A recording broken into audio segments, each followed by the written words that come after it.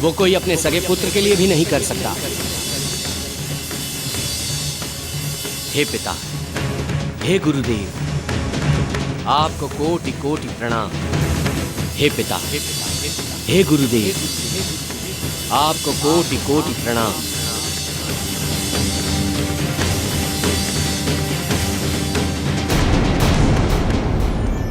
अब मैं आपका शिष्य कच्छ आपके प्रति अपने कर्तव्य को निभाते हुए आपके द्वारा दी गई संजीवनी विद्या के द्वारा आपको पुनः जीवित करूंगा, आपको पुनः जीवित करूंगा।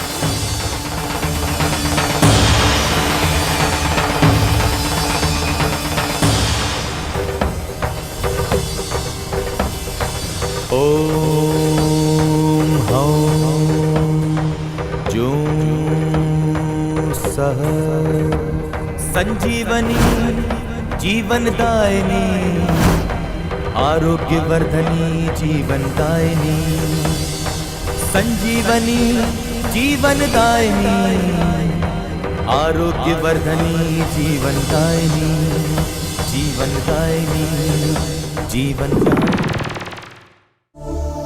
प्रभु, तब कच्छ ने संजीवनी विद्या का प्रयोग करके हमें पुनः जीवित कर दिया।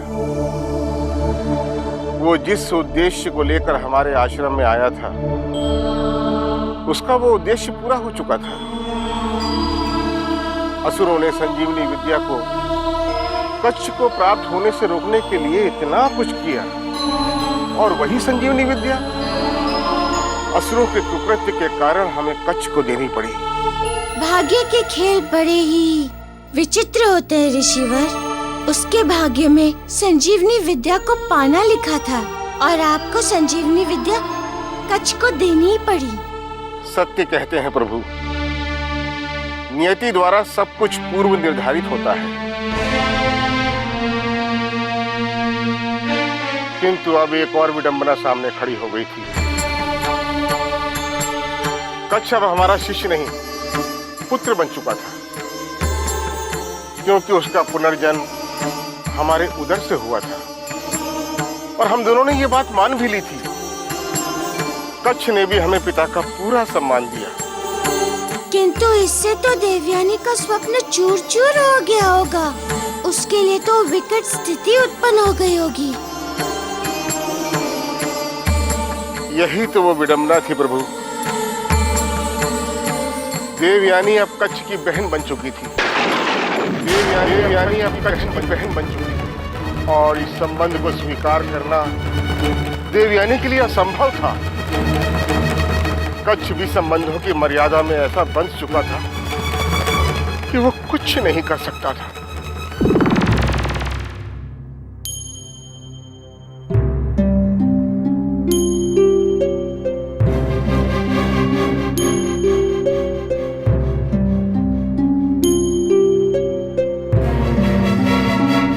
पुत्र कच्छ। जी गुरुदेव। यहाँ आओ वत्स। जी।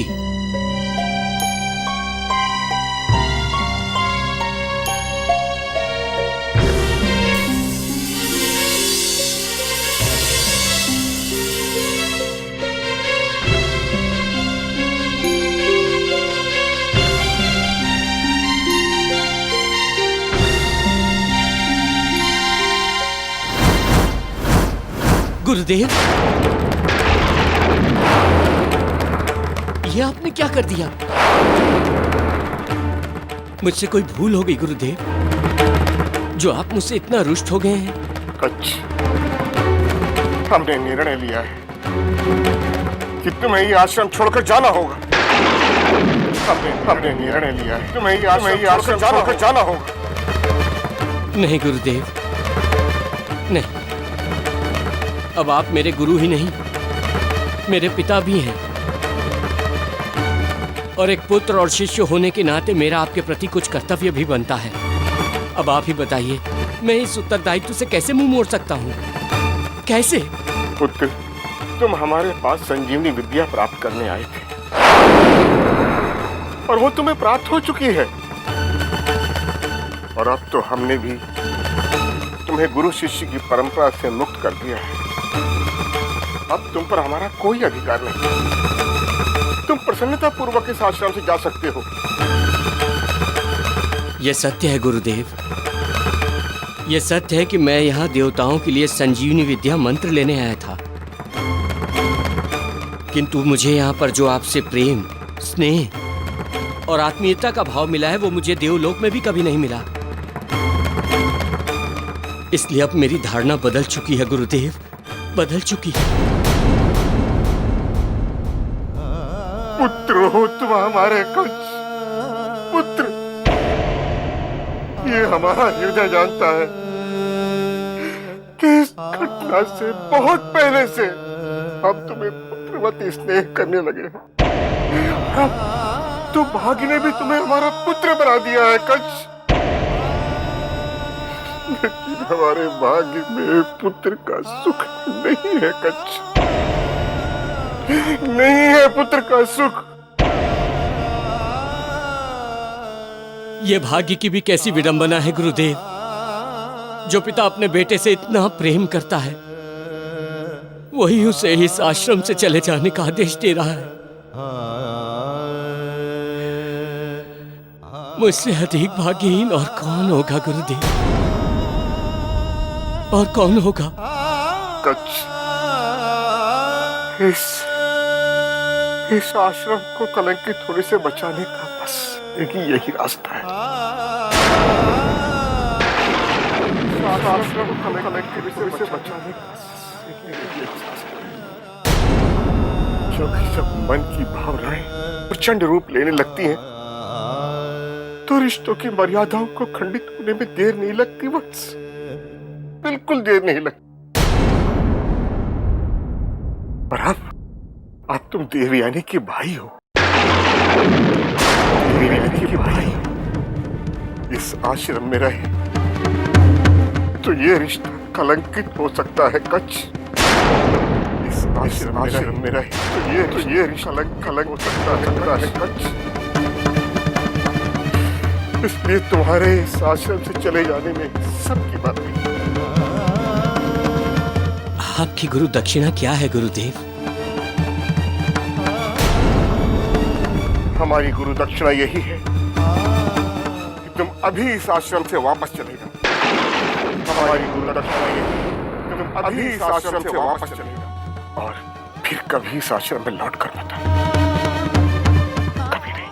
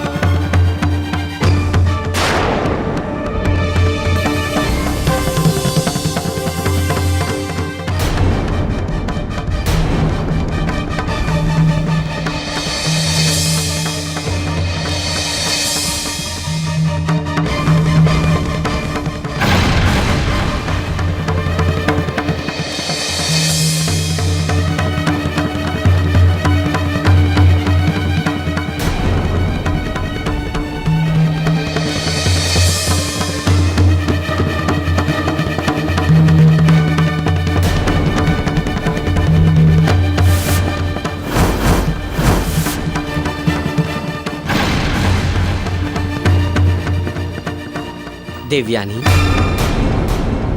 ये साज श्रृंगार, ये सुहाग का सामान, ये सब क्या है? ये साज श्रृंगार तुम्हारे लिए है देव। हमने निर्णय लिया है कि तुम्हें ये आश्रम छोड़कर जाना होगा। ये सुहाग का जोड़ा मैंने तुम्हारे नाम का पहना है। इस आश्रम को कलंकित होने से बचाने का बस यही रास्ता है। और ये चूड़ियां आज मैं तुम्हारे हाथों से पहनूंगी। ये सिंदूर, इस सिंदूर से तुम मेरी मांग सजाओगे। अब तुम देवयानी के भाई हो, इस आश्रम में रहे तो ये रिश्ता कलंकित हो सकता है कंस। अब तुम देवयानी के भाई, ये रिश्ता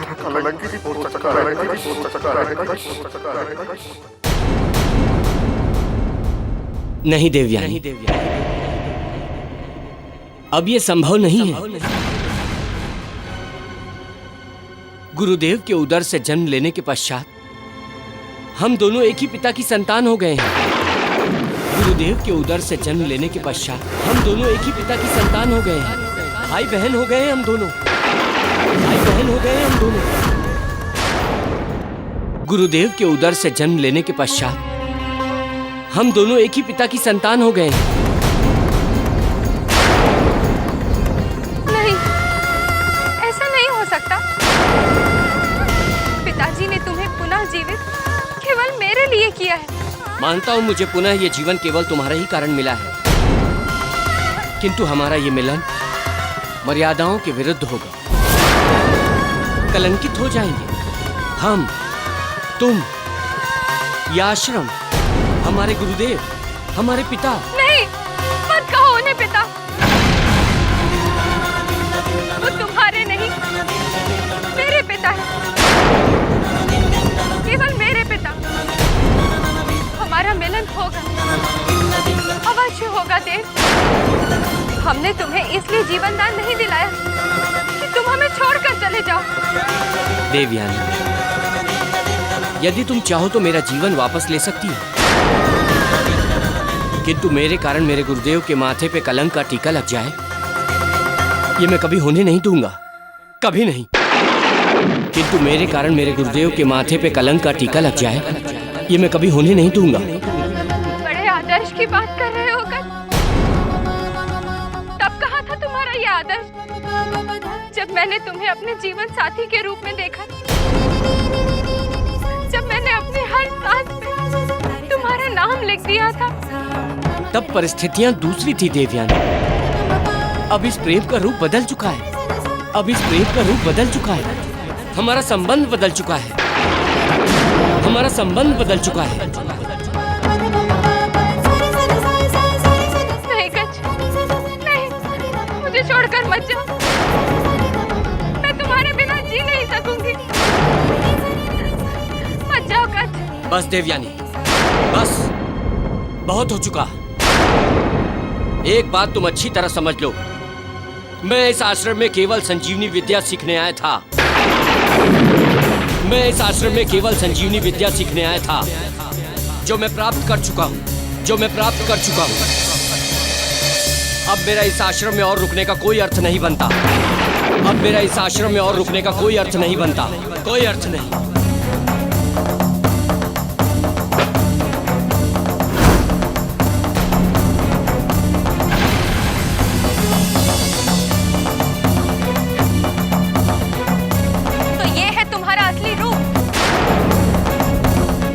पाना था वो तुम्हें मिल चुका। इस संजीवनी विद्या को पाने के लिए तुम मेरी कोमल भावनाओं से खेले, मुझे प्रेम के दिवा स्वप्न दिखाए। परंतु ये मत भूलो कच कि तुमने मुझे ऐसे अवसर पर आकर ठुकराया जब मैं तुम्हारे समक्ष पूरी समर्पित खड़ी थी।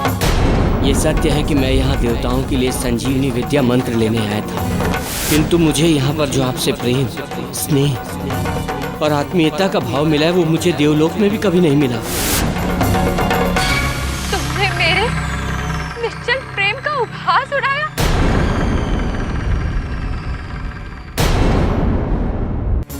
मैं तुम्हें श्राप देती हूँ कर, मैं तुम्हें श्राप देती हूँ कर कि ये संजीवनी विद्या तुम्हारे कभी काम नहीं आएगी, कि ये संजीवनी विद्या तुम्हारे कभी काम नहीं आएगी। तुम इस विद्या को सदा के लिए भूल जाओगे। तुम इस विद्या को सदा के लिए भूल जाओगे। तुम इस विद्या को सदा के लिए भूल जाओगे।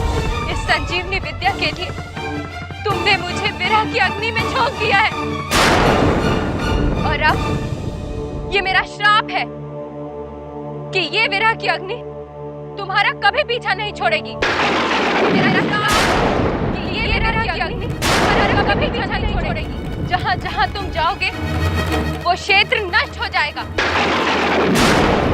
जहाँ जहाँ तुम जाओगे वो क्षेत्र नष्ट हो हो जाएगा। जहाँ तुम्हारे पैर पड़ेंगे वहाँ की धरती झुलस जाएगी। जहाँ तुम्हारे पैर पड़ेंगे वहाँ की धरती झुलस जाएगी। सब कुछ बंजर हो जाएगा। सब कुछ बंजर हो जाएगा। ये मेरा श्राप है। मेरा श्राप है कच्छ। ये मेरा श्राप है कच्छ। ये मेरा श्राप है कच्छ। प्रभु, उस एक क्षण में मेरा सिखाया हुआ और कच्छ का सीखा हुआ सब समाप्त हो गया। किंतु ऋषिवर, क्या देवयानी भी तपोबल से संपन्न थी जो वो किसी को श्राप दे सके? हाँ प्रभु, वो मेरी पुत्री थी। हमने उसे भी सिद्ध तपस्विनी बना दिया था, जिससे आवश्यकता पड़ने पर वो स्वयं की रक्षा कर सके। प्रभु, इसीलिए देवयानी के पास श्राप देने की शक्ति थी। एक पुत्र जो भाग्य से कच्छ के रूप में मिला, वो भी भावना के ज्वार में बह गया। देवयानी आठों पहर अपने आप को कुटिया में बंद रखी। कच्छ भी ऐसा गया कि वापस लौट कर नहीं आया। किंतु वो गया कहाँ? देवगुरु बृहस्पति जी के पास भी नहीं पहुँचा। उन्होंने मुझे स्वयं बताया था। प्रभु, कच्छ कहाँ गया ये तो मुझे भी ज्ञात नहीं है, क्योंकि देवयानी ने उसे ऐसा भयानक श्राप दिया था कि उसके पांव जहां भी पड़ेंगे वो भूमि बंजर हो जाएगी। ऐसी स्थिति में उसके पास एक ही विकल्प था कि वो अपने संबंधियों और परिचितों से दूर रहे, अन्यथा उस श्राप की काली छाया उनके जीवन में भी अंधकार भर देती। किंतु पृथ्वी पर वो कहाँ हो सकता है?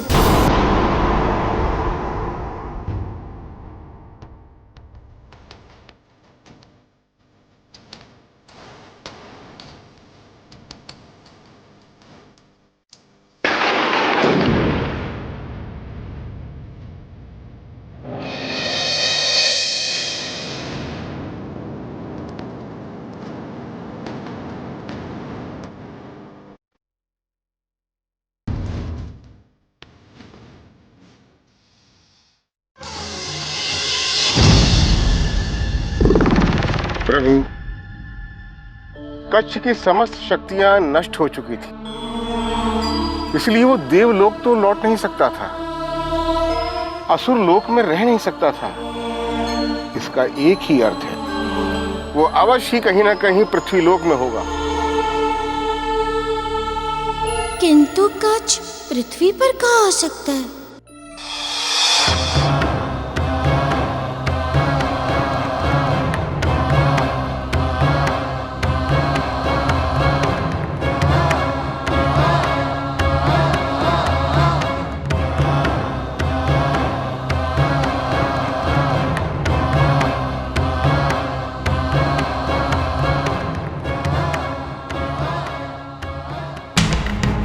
पानी पानी कहाँ है?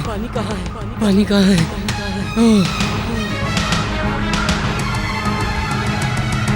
धरती पे शापित भटक रहा है कच्छ का जीवन शाप के कारण। जहाँ जहाँ यह पाँव है रखता, जले वनस्पति श्राप के कारण।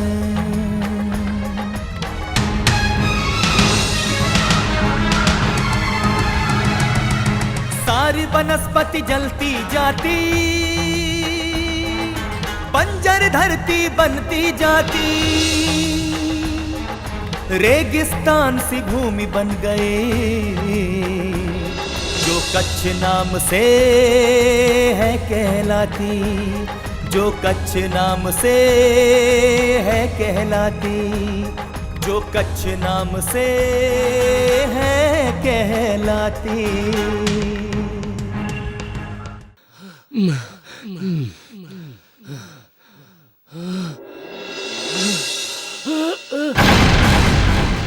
चल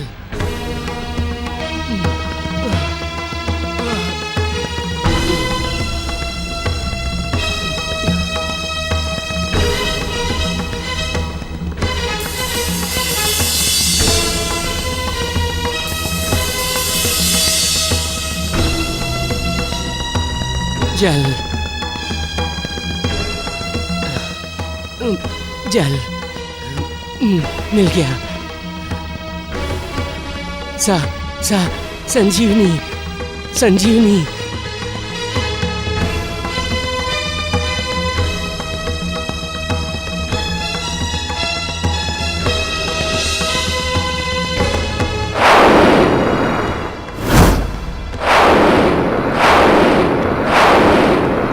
क्या अनर्थ हो रहा है वहाँ? जहाँ जहाँ ये व्यक्ति पैर रख रहा है वहाँ वहाँ सब खेत नष्ट होते जा रहे हैं।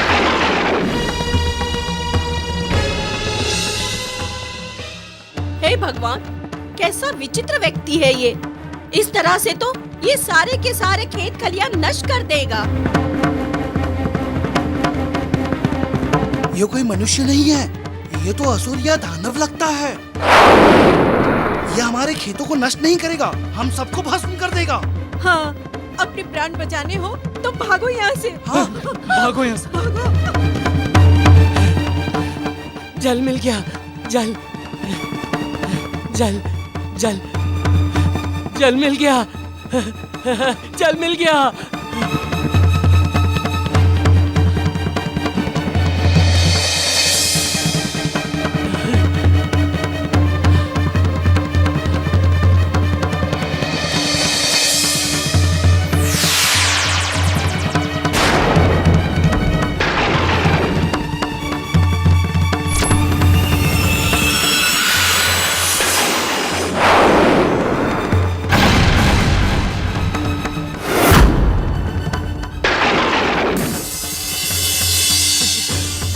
ये जल कहाँ गया?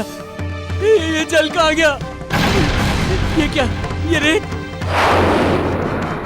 ये क्या? ये रेत? ये रेत? मुझे जल चाहिए। मुझे प्यास लगी है।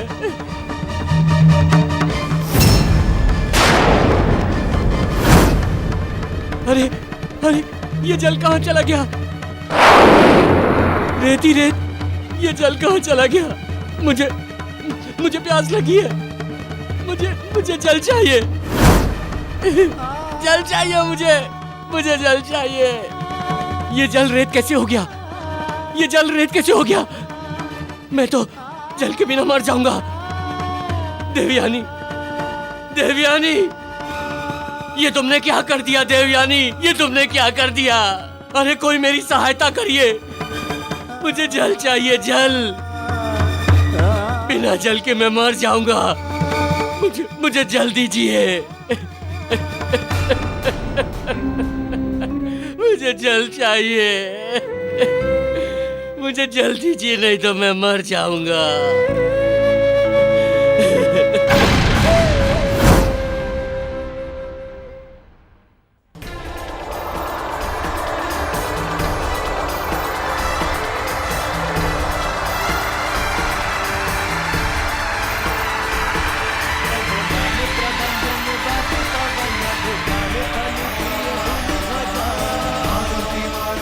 इतनी बड़ी धरती पर कच्छ को मैं कहाँ ढूंढूंगा? न जाने कहाँ होंगे वो। शुक्राचार्य बता रहे थे कि उन्हें देवयानी ने श्राप दिया है कि जहाँ उनके पाँव पड़ेंगे वहाँ की धरती सूख जाएगी। इसका अर्थ है कि जहाँ धरती सूखी दिखाई देगी वहीं कच्छ मिल सकते हैं। हमें उसे शीघ्र अतिशीघ्र ढूंढना होगा।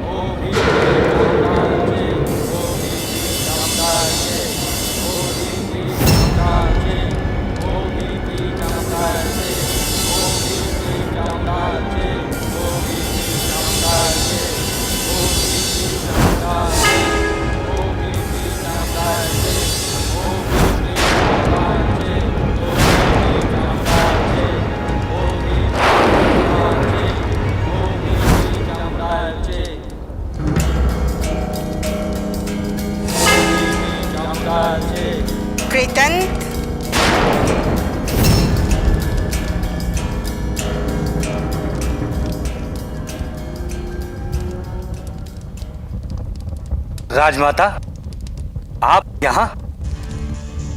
हमें सूचना भिजवा दी होती, हम स्वयं उपस्थित हो जाते।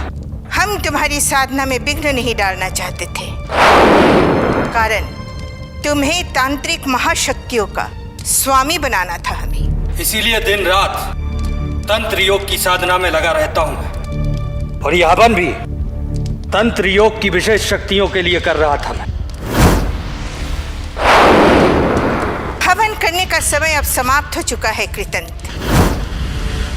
इतने वर्ष तुमने जो साधना में बिताए, उनका उपयोग करने का अब उचित समय आ गया है। आप आदेश करें राजमाता। हमने केसरी को मारने के लिए प्राणघातिनी शक्ति से प्रहार कराया, किंतु उसकी मृत्यु को मतंग ऋषि की योग शक्ति ने टाल दिया। तुम्हें अंजन प्रदेश जाकर उस मतंग ऋषि की योग शक्ति को अपनी तंत्र शक्ति से समाप्त करना है, जिससे उस केसरी की मृत्यु हो। आप निश्चिंत रहें राजमाता। यदि ऋषि मतंग की योग शक्ति अद्वितीय है, तो मेरी भी तंत्र शक्तियों का कोई सामना नहीं कर सकता। वो मतंग केसरी की मृत्यु को और नहीं रोक पाएगा। केसरी को मरना होगा, मरना होगा उसे। केसरी को मरना होगा, मरना होगा उसे।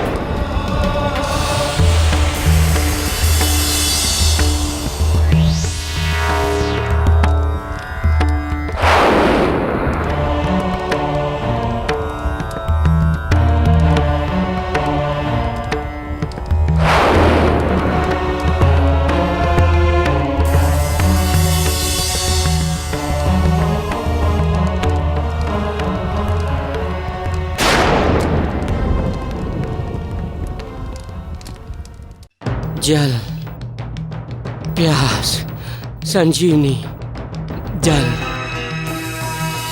संजीवनी। देखने में तो असुर नहीं लगता है ये।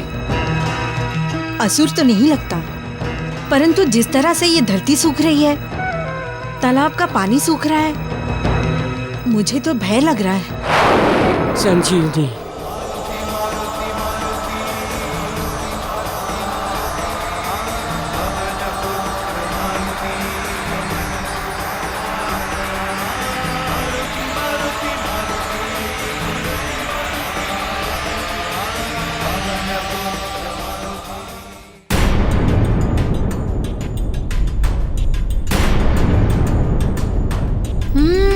ये मरुस्थल है। इसके आसपास की धरती तो हरी भरी है।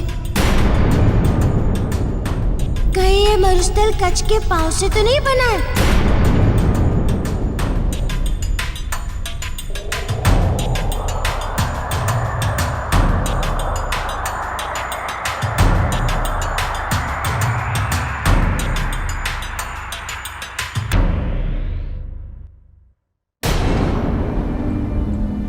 कच्छ अवश्य यहाँ से होकर गया होगा।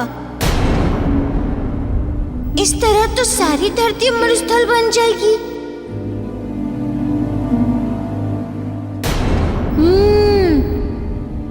कच्छ मरुस्थल के छोर पर मिल सकता है।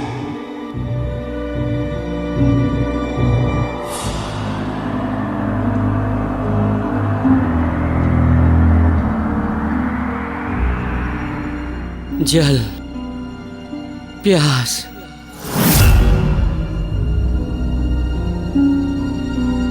संजीवनी, संजीवनी, जल, जल, संजीवनी, संजीवनी, संजीवनी, संजीवनी।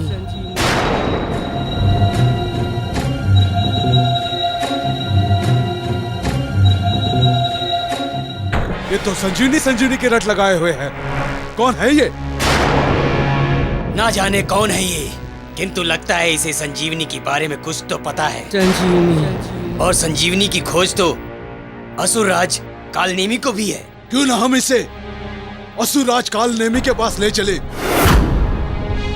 इससे यदि संजीवनी के बारे में कुछ पता चला तो कालनेमी हमें पुरस्कार देंगे।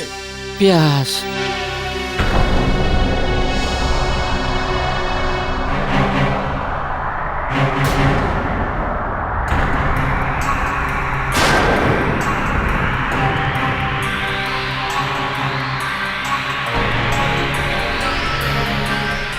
संजीवनी,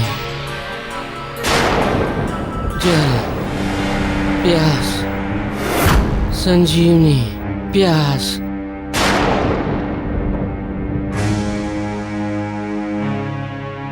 छोड़ दो मुझे। चलो, तुम्हें जल चाहिए ना? हाँ। चलो। हाँ? हमारे असुर राज के पास बहुत सारा जल है। जल, संजीवनी, प्यास लगी है। हाँ हाँ, चलो चलो। प्यास लगी है मुझे। चलो। छोड़ दो। संजीवनी, जल, जल, प्यास, संजीवनी।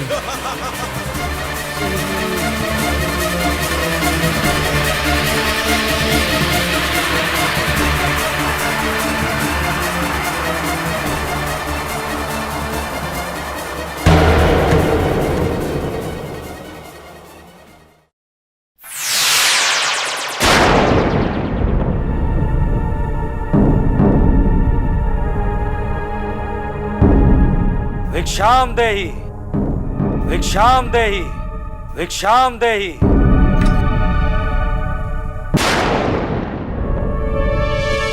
लीजिए बाबा, हम आपके लिए भिक्षा लाए हैं, लीजिए। तुम क्या हमें भिक्षा दोगी? तुम तो स्वयं दासी हो। महारानी को बुलाओ, उनके हाथों से ही हम भिक्षा लेंगे। बाबा, उनकी स्थिति ऐसी नहीं है कि वो आए। महाराज संकट में हैं। दासी, यदि ये ब्राह्मण खाली झोली लिए दरबार से लौट गया तो संकट और भी बढ़ जाएगा। महारानी को बुलाओ। क्षमा करिए ब्राह्मण देव, आप रुष्ट ना हो। मैं अभी महारानी को बुला के लाती हूँ।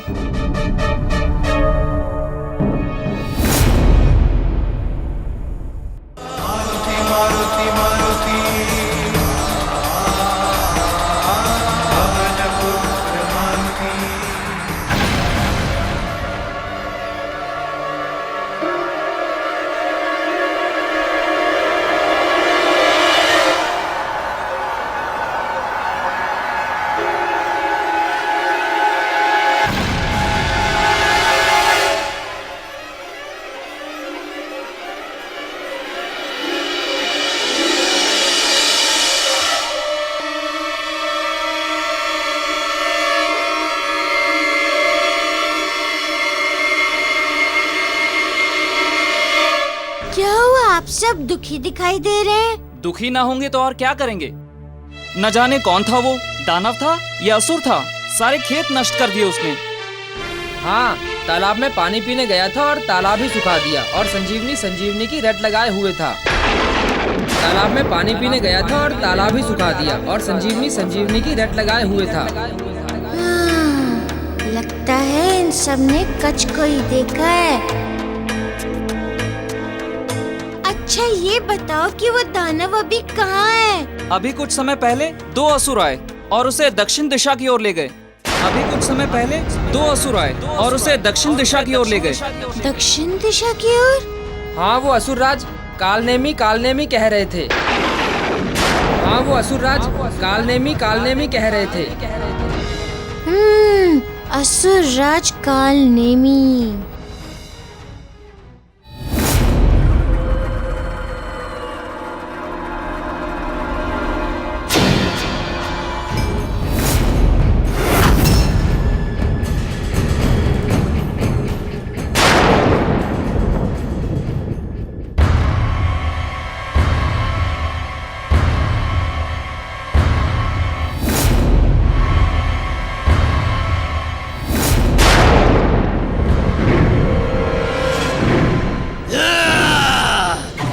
वर्षों हो गए मुझे शराब भोगते भोगते। जाने कब मुझे इस असुर रूप से मुक्ति मिलेगी।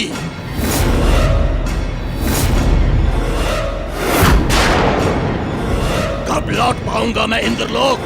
कब भोग पाऊंगा मैं वहां का सुख?